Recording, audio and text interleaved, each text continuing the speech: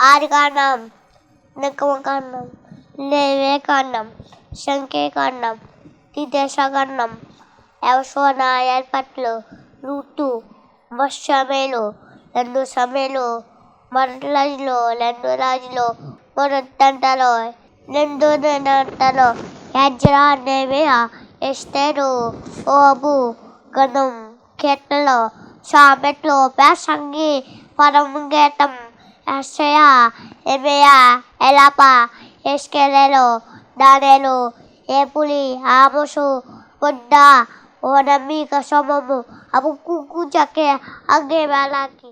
యెహోవా నా బలమా, యథార్థమైనది నీ మార్గం, పరిపూర్ణమైనది నీ మార్గం. యెహోవా నా శత్రువులు నన్ను చుట్టినను, నరకపు పాశములరికట్టినను. నా శత్రువులు నన్ను చుట్టినను, నరకపు పాశములరికట్టినను. వరద వలె భక్తిహీనులు పొర్లిన్, వరద వలె భక్తిహీనులు పొర్లిన్. వదలక నన్ను ఎడబాయని దేవ, వదలకు నన్ను ఎడబాయని దేవ. యెహోవా నా బలమా, యథార్థమైనది నీ మార్గం, పరిపూర్ణమైనది నీ మార్గం. యెహోవా మరణ పొటురుబులు మరువక మరలేడు, ఉన్నత దుర్గమే రక్షణ శృంగమై. మరణ పొటురుబులు మరువక మరలేడు, ఉన్నత దుర్గమే రక్షణ శృంగం. తన ఆలయములో నా మొరవి నేను, తన ఆలయములో నా మొరవి నేను. ఆదరణ ధరణి భయకంపముచే, ఆదరణ ధరణి భయకంపముచే. యెహోవా నా బలమా, యథార్థమైనది నీ మార్గం, పరిపూర్ణమైనది నీ మార్గం. యెహోవా నా దీపమును వెలిగించువాడు, నా చీకటిని వెలుగుగా చేయును. నా దీపమును వెలిగించువాడు, నా చీకటిని వెలుగుగా చేయును. జలరాశుల నుండి బలమైన చేతితో, జలరాశుల నుండి బలమైన చేతితో వెలుపల చేర్చిన బలమైన దేవుడు, వెలుపల చేర్చిన బలమైన దేవుడు. యెహోవా నా బలమా. అందరికీ మరణాత మహిమస్వరం కార్యక్రమంను వీక్షిస్తున్న దేవుని పిల్లలైన మీ అందరికీ ప్రభు నామములో శుభములు కలుగును గాక. ప్రతిరోజు ఇదే సమయమునకు ఈ కార్యక్రమమును వీక్షించి దైవాశీర్వాదములు పొందండి. ఇప్పుడు పాస్టర్ సామ్యూల్ సుందర్ రెడ్డి గారు దేవుని వాక్య వర్తమానమును అందిస్తారు. శ్రద్ధగా ఆలకించండి. దేవునికి స్తోత్రం. అందరికీ మరణాత. దేవుడు మనకు అనుగ్రహించిన ప్రాముఖ్యమైన సమయంలో దేవుని వాక్యాన్ని ధ్యానించుకుందాము. ముందుగా దేవుని వాక్యాన్ని చదువుకుందాము. అపోస్తలుడైన పౌలు గలతీయులకు రాసినటువంటి పత్రిక 6వ అధ్యాయము 7వ వచనం చదువుదాం. గలతీయులకు రాసిన పత్రిక 6వ అధ్యాయము 7వ వచనం. మోసపోకుడి, దేవుడు వెక్కిరింపబడడు, మనుష్యుడు ఏమి విత్తునో ఆ పంటనే కోయును. మహాపరిశుద్ధుడా, మహాగణుడా, మహిమగల దేవా, ప్రేమాస్వరూపి, దయగల యేసు క్రీస్తు ప్రభువాని ఘనమైన నామానికి వందనాలు, స్తోత్రాలు, స్తుతులు చెల్లించుకుంటూ ఉన్నాం. ఇదిగో నాయన, ఈ యొక్క శ్రేష్టమైనటువంటి సమయంలో ప్రభువాని వాక్కును వినాలని మేమందరము కూడా వేచి ఉన్నాము. తండ్రి, నాతోనూ నీ బిడ్డలతోనూ మీరే మాట్లాడి మహిమ పొందుకోమని వాక్యమై ఉన్న యేసు క్రీస్తు వారి నామములో అడిగి వేడుకొనుచున్నాను పరమ తండ్రి, ఆమెన్. దేవనామమున మీ ఎల్లరకు శుభములు కలుగునుగాక, ఆమెన్. దేవుని జనాంగమా, దేవుని వాక్యం కొరకు సిద్ధపడి ఉన్నటువంటి వారులారా, దేవుడు ఈరోజు అద్భుతమైనటువంటి వాక్యము ద్వారా మనతో మాట్లాడడానికి ఆయన సిద్ధముగా ఉన్నారు. కాబట్టి మీరు శ్రద్ధ కలిగి ఈ మాటలన్నీ కూడా ఆలకించినట్లయితే దేవుడు ఖచ్చితముగా మీ జీవితంలో అద్భుతాలు, ఆశ్చర్య కార్యాలు, మహిమ కార్యాలు జరిగించనై ఉన్నాడు. వాక్యము చాలా విలువైనదని ఎన్నో పర్యాయాలు మనం మాట్లాడుకున్నాం. ఆయన వాక్యము జీవము కలిగినది, జీవవాక్కులను ప్రకటించేవాడు ఆయన. కాబట్టి శ్రద్ధగా ఆలకించవలసినటువంటి మాటలు. గలతీ పత్రిక 6వ అధ్యాయము 7వ వచనము. మరి అపోస్తలుడైన పౌలు గలతీ సంఘానికి రాస్తూ చెబుతున్నటువంటి మాట, మనకు ఉపదేశిస్తున్నటువంటి ఉపదేశము ఏమిటంటే మోసపోకుడి. చాలా శ్రద్ధగా వినండి. మోసపోకుడి, దేవుడు వెక్కిరింపబడడు, మనుష్యుడు ఏమి విత్తునో ఆ పంటనే కోయును. ఇది వాక్యము, దేవుని యొక్క ప్రణాళిక ఏమిటో ఇక్కడ మనం చూస్తూ ఉన్నాం. మోసపోవద్దని స్పష్టముగా దేవుడే చెబుతున్నాడు. అలాగే ఏమి విత్తుతామో ఆ పంటే కోస్తాం అని దేవుని యొక్క ఉద్దేశం ఏదైతే ఉన్నదో ఆ ఉద్దేశము ఈ వచనములో మనం చూస్తున్నాం. జాగ్రత్తగా ఆలోచన చేస్తే అద్భుతమైనటువంటి అంశము ఈరోజు మనం చూస్తూ ఉన్నాం. మోసపోవద్దు అని గలతీ సంఘానికి దేవుడు పౌలు గారి ద్వారా ఒక ఉపదేశాన్ని చెబుతూ ఉన్నారు. అదే ఉపదేశము ఈరోజు సార్వత్రిక సంఘముగా పిలువబడుతూ ఉన్న, క్రీస్తు సంఘముగా పిలువబడుతున్న మనకు కూడా దేవుడు తెలియజేస్తూ ఉన్నాడు. అవును, మోసపోవద్దు అని చెప్తున్నాడు. ఎందుకు? ఎటు చూసినా కూడా మోసములే మనం కనబడుతూ ఉన్నాయి.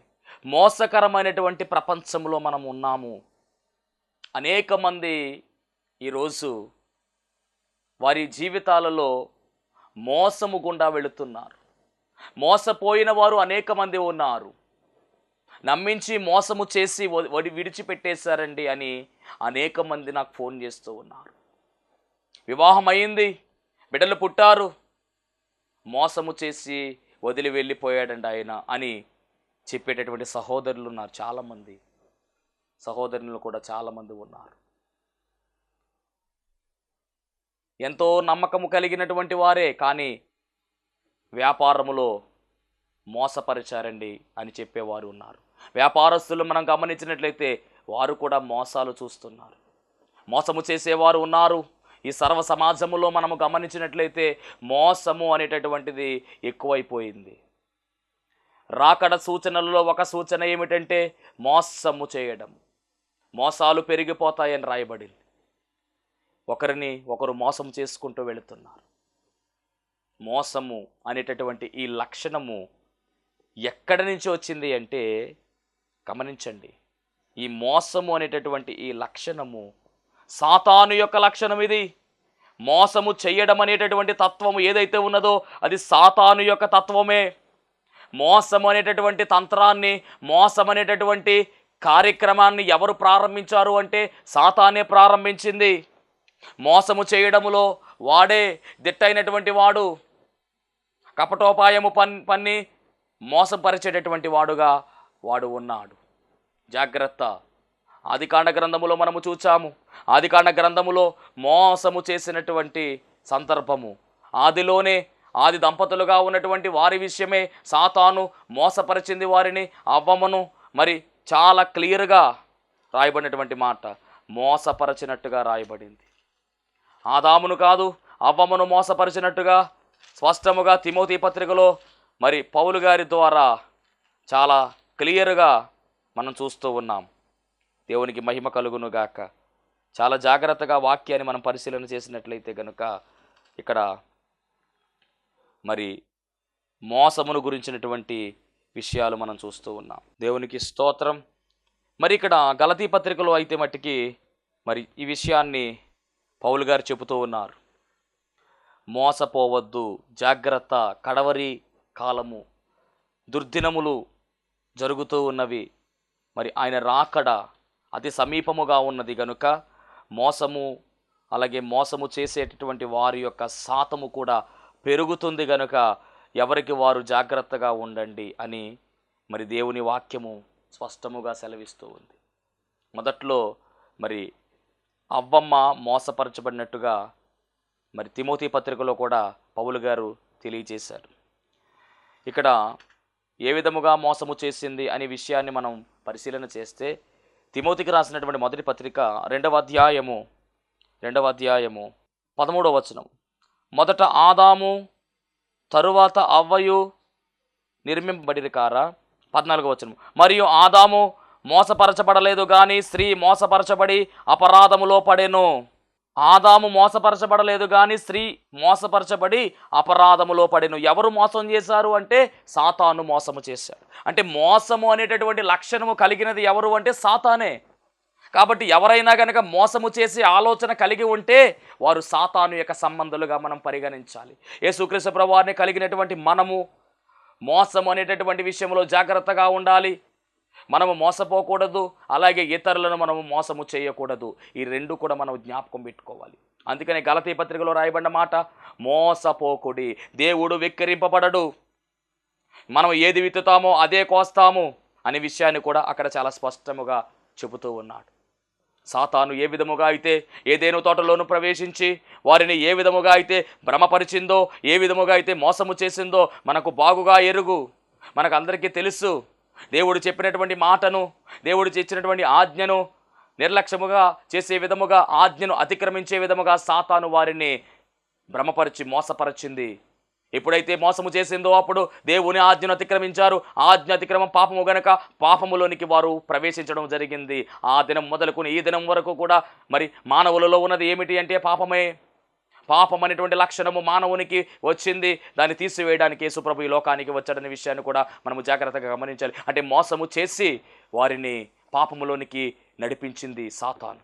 కాబట్టి మనం మోసము చేయకూడదు, మోసపోకుండా ఉండడము కూడా మనము చేయాలి. ఎందుకంటే ఈ రెండు లక్షణాలు ఎవరి అంటే సాతానువే.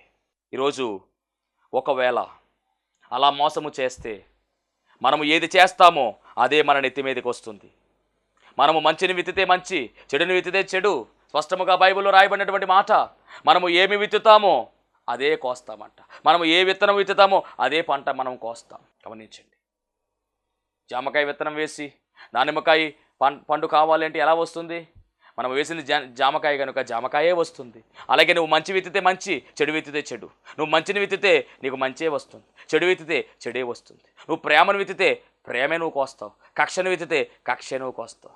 నువ్వు ఏది చేస్తే అదే నెత్తి మీదకి వస్తుంది. ఉపదేశ గ్రంథంలో రాయబడిన మాట ఏమిటంటే మనము ఏమి చేస్తామో అదే మన నెత్తి మీదకి వస్తుంది. జాగ్రత్త. కపట ప్రేమ నువ్వు కలిగి ఉంటే నీకు వచ్చేది కూడా కపట ప్రేమే. మోసము నువ్వు కలిగి ఉంటే నీవు కూడా మోసపోతావు. నువ్వు ఎవరినైనా మోసం చేస్తే ఇతరులు నిన్ను మోసం చేస్తారు. జాగ్రత్త. కాబట్టి మోసము అనేటటువంటి తత్వము మనలో ఉండకూడదు, పాగాని తత్వం మనలో ఉండకూడదు. మోసపూరితమైనటువంటి స్వభావము సాతానుదని మరి దేవుని వాక్యము చాలా స్పష్టంగా సెలవిస్తూ ఉంది. కాబట్టి మనం ఏం విత్తుతామో అదే కోస్తాము. ఏ పంట మనం విత్తుతున్నామో అదే మనం కోస్తూ ఉన్నాం. మంచి విత్తితే మంచి, చెడు విత్తితే చెడు కోసినట్టుగా పరిశుద్ధ గ్రంథంలో రాయబడింది. మరి ఇలా ఎవరి జీవితంలో జరిగిందా అంటే జరిగినటువంటి వారు ఉన్నారండి. ఎస్తేరు గ్రంథంలో మనము చూసినట్లయితే మొర్దెకైను చంపాలని ఎంతో ప్రయత్నం చేస్తాడు హామాను. కానీ చివరకు హామాను తీసుకున్నటువంటి గోతులో హామానే పడతాడు. ఎవరి కోసమైతే ఉరికొయ్యి సిద్ధపరిచాడో ఆ మొర్దెకైను దేవుడు తప్పించాడు. ఎవరైతే ఉరికొయ్యి సిద్ధపరిచాడో హామానే చివరకు మరి ఆ ఉరికొయ్యి మీదకి వెళ్ళడం జరిగింది. కాబట్టి మనము ఏమి చేస్తామో, మనము ఏమి విత్తుతామో అదే పంట కోస్తామనే విషయము కూడా దేవుని వాక్యము చాలా స్పష్టముగా సెలవిస్తూ ఉంది. పరిశుద్ధ గ్రంథంలో యాకోబు గురించి మనందరికీ బాగా తెలుసు. యాకోబు చేసినటువంటి మరి మోసం అనకూడదు కానీ యాకోబు జీవితంలో కూడా మోసము కనపడుతూ ఉంది. అదేమిటంటే మరి తన తండ్రి దీవించేటటువంటి ఆ సమయంలో తన తండ్రిని ఆయన మోసపరిచినట్టుగా మనం చూస్తున్నాం. ఇస్సాకుని వస్త్రము మార్చుకుని మరి యాసావు యొక్క వస్త్రాన్ని ధరించుకుని ఆయన వెళ్ళడం అంటే వస్త్రపరముగా ఆయన చేసినది మోసమే. మరి ఎప్పుడైతే ఈ యాకోబు వస్త్రం మార్చుకుని వెళ్ళి ఇస్సాకు దగ్గర దీవెన తీసుకున్నాడో, యాకోబు జీవితంలో కూడా జరిగింది ఏమిటంటే యాకోబుకున్నటువంటి మరి యోసేపు, యాకోబు ఎంతగానో ప్రేమించేటప్పుడు యోసేపును కూడా గమనించండి, మరి అన్నలేటువంటి వారు చంపేశామని చెప్పేసి ఒక వస్త్రాన్ని పట్టుకొచ్చారండి. ఏ వస్త్రము ద్వారా అయితే ఇస్సాకును యాకోబు మోసము చేశాడో అలాగే తన 10 మంది కుమారులు కూడా ఏం చేశారంటే ఒక వస్త్రాన్ని చూపించి ఇదిగో నీ యొక్క కుమారుడు వస్త్రం ఇది అని చెప్పి వస్త్రముతో ఆయన మోసం చేసినట్టుగా మనం చూస్తున్నాం. దేవునికి స్తోత్రం. మోసపోయినట్టుగా కనబడుతూ ఉన్నాడు. అప్పుడు కుమారుడు చనిపోయాడంటే చనిపోలేదు, కానీ చనిపోయాడని చెప్పేశారు. అలాగే గమనించాలి, మరి యాకోబు దీవెన కోసం ఇస్సాకు దగ్గరికి మరి మేకపిల్లను బలిగా తీసి మరి దాని రక్తాన్ని మరి ఆయన తీసుకుని వెళ్ళాడు. అలాగే మరి గమనించినట్లయితే కనుక ఇక్కడ జరిగింది ఏమిటి అంటే, యాకోబు కూడా తన పిల్లలు 10 మంది కలిసి ఏం చేశారంటే మేకపిల్ల రక్తములో ఆ వస్త్రాన్ని ముంచి అతన్ని మోసం చేశారు. ఇది నీ కుమారుడి యొక్క రక్తమే అని చెప్పేశారు. చూసారా, అంటే ఏది చేసినా డబల్ వస్తుందా రావట్లేదంటే, ఇక్కడ యాకోబు ఒకడే ఇస్సాకును మోసం చేస్తే 10 మంది కుమారులు, యాకోబు యొక్క 10 మంది కుమారులు యాకోబును మోసం చేస్తున్నారు. వస్త్రం విషయంలో మోసం చేశారు. అలాగే రక్తం విషయంలో గొర్రెపిల్ల రక్తం అయితే ఇది ఎవరి రక్తము అంటే గనుక మరి నీ కుమారుడు రక్తం అని చెప్పి మోసం చేశారు. అలాగే మూడవదిగా మనం చూసినట్లయితే కనుక మోసపు మాట చెబుతూ ఉన్నారు. ఏ విధముగా అయితే మరి యాకోబు ఇస్సాకు దగ్గరకు వచ్చి మోసపూర్వమైన మాట మాట్లాడాడు, నేనే యాసావుని అని చెప్పాడు, అలాగే ఇక్కడ 10 మంది కుమారులు యాకోబు దగ్గరకు వచ్చి చెప్తున్న మాట ఏంటో తెలుసా, నీ కుమారుడు యోసేపు చనిపోయాడు అని చెప్తా ఉన్నారు. సరే, ఏది చేశాడో అదే నెత్తి మీదకి వచ్చింది. ఇంకా చెప్పాలంటే యాకోబు ఒక్కడే ఇస్సాకు దగ్గరికి వెళ్ళి మోసం చేస్తూ ఉంటే యాకోబు యొక్క 10 మంది కుమారులు కూడా యాకోబును మోసం చేశారని. వస్త్ర విషయంలో కావచ్చు, మేకపిల్ల విషయంలో కావచ్చు, మాట విషయంలో కావచ్చు, మోసం మనం చూస్తూ ఉన్నాం. యాకోబు విషయంలో జరిగింది. మరి మన జీవితంలో ఎలాగుందో గమనించండి. కాబట్టి మనం మోసం చేస్తున్నామంటే మరలా అదే మన నెత్తి మీదకి వస్తుంది. మనం ఏ విషయాల్లో మనం మోసపోతున్నామో కూడా పరిశుద్ధ గ్రంథంలో మనం గమనిస్తే సాతాను కొన్ని విషయాల్లో మనం మోసం చేస్తుందండి. మొట్టమొదటిగా పరిశుద్ధ గ్రంథములో జాగ్రత్తగా మనం ఉండవలసినటువంటి విషయాలు, ఏ విషయంలో మనం మోసపోతున్నామంటే సామెతల గ్రంథంలో రాయబడినటువంటి మాట, సామెతల గ్రంథం 31వ అధ్యాయము, మానవుడు మోసపోతూ ఉన్నాడు, జాగ్రత్త. ఏ విషయంలో అంటే 31వ అధ్యాయం 30వ వచనంలో రాయబడిన మాట, అందము మోసకరము, సౌందర్యము వ్యర్థము, యెహోవా యందు భయభక్తులు కలిగిన స్త్రీ కొనియాడబడును, అందము మోసకరము అని రాయబడింది. అంటే మన అందమే మనల్ని ఏం చేస్తుందంటే మోసం చేస్తుంది. ఈ మోసములో మనం పడకూడదు. అందము మోసకరం అని రాయబడింది. జాగ్రత్త, నువ్వు అందంగా ఉన్నావని చెప్పేసి మరి పొంగిపోతున్నావేమో, అందము శాశ్వతమైనదా కాదు కదా. వృద్ధాప్యం రావచ్చు, లేకపోతే ఏదైనా ప్రమాదాలు జరగవచ్చు. శాశ్వత కాలం అందంగా ఉండడం కుదురుతుందా? చాలామంది అందాన్ని చూసి మురిసిపోయేవారు ఉంటారు, అందాన్ని చూసి ఇంకా ఎంతగానో ఆనందించే వాళ్ళు ఉంటారు. గమనించండి, అందము మనల్ని మోసం చేస్తూ ఉంది. జాగ్రత్త, మోసపోవద్దు. యెషయా గ్రంథం 46వ అధ్యాయము 6వ వచనం రాస్తే కనుక, సర్వ శరీరము గడ్డిని పోలి అయి ఉన్నారు, సర్వ శరీరులు కూడా గడ్డిని పోలి అయి ఉన్నారు, వారి అందము అడవి పువ్వు వలె ఉన్నది. అడవి పువ్వు ఏమైపోతుందంటే రాలిపోతుంది, వాడిపోతుంది, రాలిపోతుంది. అలాగే అందము కూడా శాశ్వతం ఉండదండి. నువ్వు అందముగా ప్రేమించినటువంటి ఈ శరీరం ఏదైతే ఉన్నదో, నేనే అందము, నేనే అందగత్తెని, నేనే అందగాడిని అని అనుకుంటున్నావేమో, కానీ ఒకనొక సమయం వచ్చినప్పుడండి నువ్వు అందంగా ఫీల్ అవుతున్నటువంటి ఈ శరీరము నీ వెంట రాదు. మట్టి ఇది, మట్టి అయిపోవును, మట్టి మన్నైపోవునని చెప్తూ ఉన్నాడు లేఖనము. మన్ను తిరిగి మన్నైపోవునని రాయబడింది. కాబట్టి ఒకవేళ నీ అందాన్ని చూసి నీవు గనక మోసపోతున్నావేమో, జాగ్రత్త. నీవు శారీరకమైనటువంటి బాహ్యపరమైనటువంటి అందము కాదు కావాల్సింది నీకు, శరీరపరమైనటువంటి అందము కాదు నీకు కావాల్సింది, ఆంతరంగిక అందము నీకు కావాలి. అనగా ఆత్మీయముగా నీవు అందముగా ఉండాలి. ఎవరి మహిమ కలుగునుగాక. కాబట్టి నీ సౌందర్యాన్ని చూసి నువ్వు మోసపోవద్దు. అలాగే రెండవదిగా మనం గమనిస్తే కనుక మన హృదయం మనల్ని మోసపరుస్తున్నట్టుగా ఇర్మియా గ్రంథములో మనం చూస్తూ ఉన్నాము. అవును, హృదయము మోసకరమైనది. ఎలాంటిదంటే కనుక ఘోరమైనటువంటి వ్యాధి కలిగిందని రాయబడింది. కాబట్టి హృదయం విషయంలో కూడా జాగ్రత్తగా ఉండండి. మీ అందం మిమ్మల్ని మోసము చేస్తుంది, జాగ్రత్త. అలాగే మీ హృదయము కూడా మిమ్మల్ని మోసం చేస్తుంది, జాగ్రత్త. కాబట్టి ఈ హృదయం ఎలాంటిదంటే నరుని హృదయము బాల్యము నుండి చెడ్డదే. కాబట్టి ఈ హృదయాన్ని మనం చాలా జాగ్రత్తగా కాపాడుకోవాలి.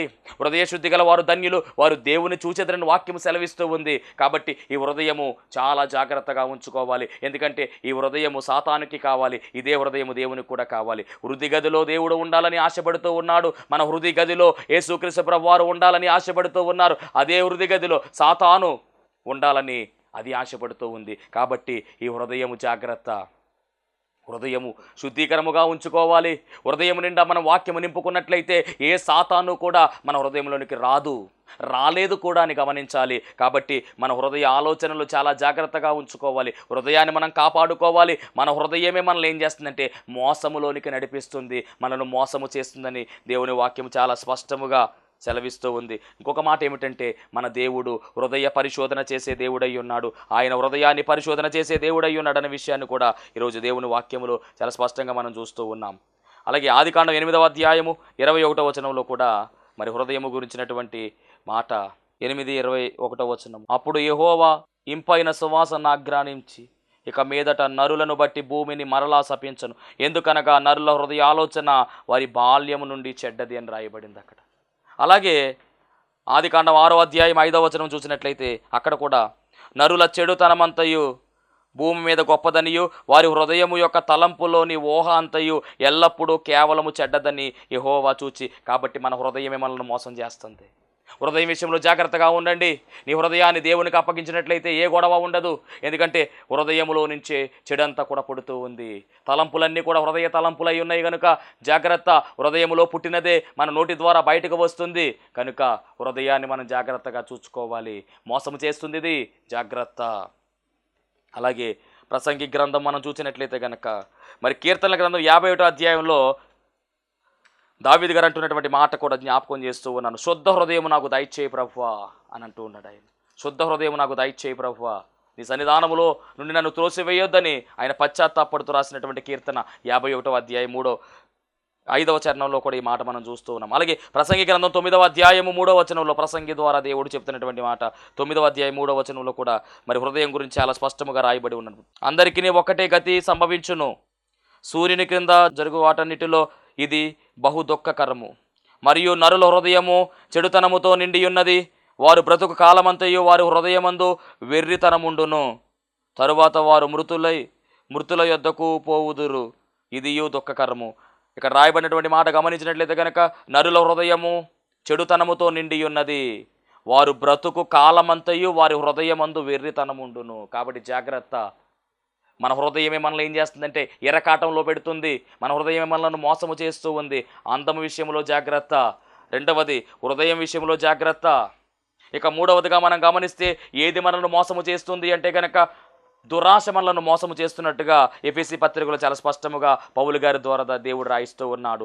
అపోస్తలుడైనటువంటి పౌలు ఎఫెసీలకు రాసినటువంటి పత్రిక 4వ అధ్యాయము 22వ వచనంలో మనం చూసినట్లయితే చాలా స్పష్టముగా దేవుని వాక్యములో రాయబడినటువంటి మాట 4:22. కావున మునుపటి ప్రవక్తన విషయంలోనైతే మోసకరమైన దురాశ వలన చెడిపోవు మీ ప్రాచీన స్వభావమును వదులుకొని, మోసకరమైన దురాశల వలన, దురాశ అనేటటువంటి ఇది కూడా చాలా ప్రమాదకరమే. సాతాను వేస్తున్నటువంటి ప్రయోగం ఇది కూడా దురాశ అనేటటువంటి లక్షణము. యాకోబు పత్రిక 1:15 రాయబడిన మాట, దురాశ గర్భము ధరించి పాపమును కనగా పాపము పరిపక్వమై మరణమును కన్నును అని రాయబడింది. కాబట్టి దురాశ, దురుద్దేశము లేదా దురాశ ఇలాంటి లక్షణాలు మనలో ఉండకూడదు. దురాశ కూడా మనల్ని ఏం చేస్తుందంటే కనుక మోసము చేస్తుంది. మోసములో పడేలా చేసిన దురాశ.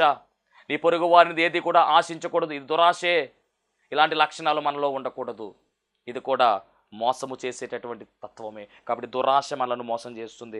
అలాగే 4వదిగా మనం గమనిస్తే నీ మాటలే నిన్ను మోసము చేయును అని స్పష్టముగా వాక్యంలో రాయబడింది. కీర్తనల గ్రంథము 120వ కీర్తన 2వ వచనము చూస్తే కనుక మన మాటలే మనల్ని మోసము చేస్తాయి. అనగా మన నాలుక విషయంలో, మన నోటి విషయంలో జాగ్రత్తగా ఉండాలి. నోరు ఉంది కదా అని ఇష్టం వచ్చినట్టుగా మాట్లాడుతూ ఉంటే చాలా ఇబ్బందే. దేవుడు ఊరుకోడు. ప్రతిదానికి కూడా దేవుడు లెక్క అడుగు. మనం వాడే ప్రతి మాటకి కూడా సమాధానం చెప్పాలి, లెక్క అప్పచెప్పాలి. జాగ్రత్త. కాబట్టి నీ మాట విషయంలో కూడా నువ్వు జాగ్రత్తగా ఉండాలి. ఆ మాట నిన్ను ఏం చేస్తుందంటే మోసము చేస్తూ ఉంది. ఇక 5వదిగా మనం చూస్తే నీ స్నేహమే నిన్ను మోసము చేయును అని రాయబడింది. 1 కొరింథీ పత్రిక చదువుదాం. 1 కొరింథీ పత్రిక 15వ అధ్యాయము 33వ వచనం. పునరుద్ధాన అధ్యాయంగా చెప్పబడుతున్నటువంటి పత్రిక 33. మోసపోకుడి, దుష్ట సాంగత్యము మంచి నడవడిని చెరపును. దుష్ట సాంగత్యము అనగా నీ స్నేహము ఎలాగున్నదో గమనించు. దుష్టులతో మనము స్నేహము చేసినట్లయితే కనుక దుష్ట సాంగత్యము ఏం చేస్తుందంటే మోసములోనికి నడిపిస్తుంది. జాగ్రత్త, మోసపోకుడి దేవుడు వెక్కిరింపబడని రాయబడింది. అంటే నీ స్నేహం విషయంలో కూడా నీవు ఏ స్నేహం కలిగి ఉన్నావో, లోక స్నేహము దేవునితో వైరమని మీరు ఎరుగరా అని రాయబడింది వాక్యములో. కాబట్టి నీవు నీ స్నేహం విషయంలో ఎలాగున్నావో జాగ్రత్త. దేవునితో స్నేహము చేయాలి. అబ్రహాము దేవుని స్నేహితుడిగా పిలవబడి గొప్ప ఆధిక్యత పొందుకొని ఉన్నాడు. విశ్వాసులకు తండ్రిగా ఉన్నాడు. అన్ని విషయంలో అబ్రహాము ఆశీర్వాదం పొందుకున్నట్టుగా ఆదికాండం 24వ అధ్యాయం 1వ వచనంలో మనం చూస్తూ ఉన్నాము. ఇక 6వదిగా మనం గమనిస్తే, నీ గర్వమే నిన్ను మోసము చేయును. కాబట్టి గర్వముతో నీవు ఉన్నావేమో జాగ్రత్త. నాకేంటిలే, నేనే గొప్ప, నేనే ఉన్నతమైనటువంటి స్థాయిలో ఉన్నాను, నేనే అనే మాట గనక నీవు మాట్లాడినట్లయితే గనక అదే గర్వము నిన్ను నాశనములోకి నడిపిస్తుంది. నాశనముకు ముందు గర్వము వెళ్ళును అని రాయబడింది. కాబట్టి ఏ గర్వముతో నీవు ఉన్నావో ఆ గర్వమే నిన్ను మోసములోనికి నడిపిస్తుంది. జాగ్రత్త. ఇక్కడ దేవుని వాక్యంలో రాయబడినటువంటి మాట, మోసపోకుడి దేవుడు వెక్కిరింపబడడు అనేటటువంటి మాట ఈరోజు మనం జ్ఞాపకం చేసుకుంటూ ఉన్నాము. మరి ఏ విధముగా నీకు తెలియకుండా మోసాలు జరుగుతున్నాయంటే నీ అందమే నిన్ను మోసము చేస్తూ ఉంది. జాగ్రత్త. రెండవది, నీ హృదయమే నిన్ను మోసము చేస్తూ ఉంది. హృదయం విషయంలో జాగ్రత్త, అందం విషయంలో జాగ్రత్త. అలాగే దురాశ అనేటిది కూడా నిన్ను మోసము చేస్తూ ఉంది. జాగ్రత్త. ఇక మన మాటే మనల్ని ఏం చేస్తుందంటే మోసములోనికి నడిపిస్తూ ఉంది. అలాగే 5వదిగా, స్నేహ విషయంలో దుష్టులతో సాంగత్యము చేస్తూ మరి ఉన్నావేమో జాగ్రత్త. మరి ఆ విషయంలో కూడా మనం ఏమవుతూ ఉన్నాం అంటే కనుక మోసం పరచబడుతూ ఉన్నాం.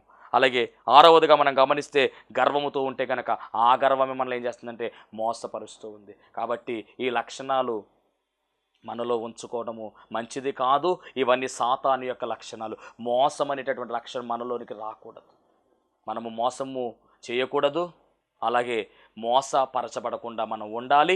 ఏమి చేస్తామో అదే విత్తుతాం. కాబట్టి మనం ప్రేమ కనికరము కలిగి ప్రేమ కనికరాన్ని మనం విత్తితే ప్రేమ కనికరం అనే పంట మనము పొందుకోగలము. అట్టి ధన్యత దేవుడు మనందరికీ అనుగ్రహించును గాక. ఆమెన్. మహాపరిశుద్ధుడా, నీకు వందనాలు, స్తోత్రాలు ప్రభు. విత్తబడినటువంటి వాక్యము ద్వారా రావాల్సిన దీవెనలు సమృద్ధిగా నీ బిడ్డలకు దయచేయమని యేసు నామములో అడుగుచున్నాం పరమ తండ్రి. ఆమెన్. అందరికీ మరణాత. దేవునికి స్తోత్రం. అందరికీ వందన మరణ తెలియజేస్తున్నాను. మరణాత మహిమస్వరం అనే ఆధ్యాత్మిక కార్యక్రమాన్ని వీక్షిస్తున్న మీ అందరికీ కూడా మరి ఒక పర్యాయము ప్రభు పేర వందన మరణ తెలియజేస్తూ ఉన్నాను. మరి ఈ కార్యక్రమము ఎంతో ఆశీర్వాదంగా ఉందని, ఈ కార్యక్రమం ద్వారా ఎన్నో మేళ్లు పొందుకున్నామని మరి మీరు అందరూ కూడా ఫోన్ కాల్ చేస్తూ ఉన్నారు. చాలా సంతోషము. ఎన్నో అద్భుత ఆశ్చర్యకార్యాలు దేవుడు ఈ కార్యక్రమం ద్వారా జరిగిస్తూ ఉన్నారు. దేవుని నామమునికి మహిమ కలుగునుగాక. మరి మీరు చూస్తున్నటువంటి ఈ యొక్క షెడ్ గురించి గతంలో మీకు చెప్పడం జరిగింది. యజమానుడు మరి దీన్ని బేరం పెట్టారని చెప్పేసి, దీన్ని తీసుకుంటే ఇక్కడ ఆరాధన జరుగుతుంది, లేకపోతే మనం బయటికి వెళ్ళాలనేటువంటి పరిస్థితిని మీకు చెప్పినందుకు చాలామంది మరి సహకరించారు. కొంతమంది మరి అమౌంట్ పంపించడం జరిగింది, అలాగే ప్రార్థన చేయడం జరిగింది. దేవుని మహాకృపను బట్టి పంపించినటువంటి కొంత అమౌంట్ మరి యజమానుడికి కట్టడం జరిగింది. ఇంకా చాలా అమౌంట్ మనము వారికి ఇవ్వాల్సి ఉంది. కనుక మరి ఈ కార్యక్రమాన్ని వీక్షిస్తున్నటువంటి మీకు ఎవరికైనా కనుక ప్రేరేపణ కలిగినట్లయితే కనుక మరి మీ వంతు సహకారాన్ని అందించండి. ఈ దీన సేవకునికి మీ యొక్క సహకారం అందించి ఈ సేవను మరి ముందుకు వెళ్ళేలాగా సహకరించవలసిందిగా ప్రభు పేరు తెలియజేస్తూ ఉన్నాను. మీకు ఎవరికైనా కనుక మరి ప్రేరేపణ కలిగినట్లయితే కనుక స్క్రీన్ మీద కనపడుతున్నటువంటి ఆ నెంబర్కి ఫోన్పే చేయండి, లేదా ఫోన్ చేసినట్లయితే కనుక నేనే స్వయంగా మాట్లాడతాను.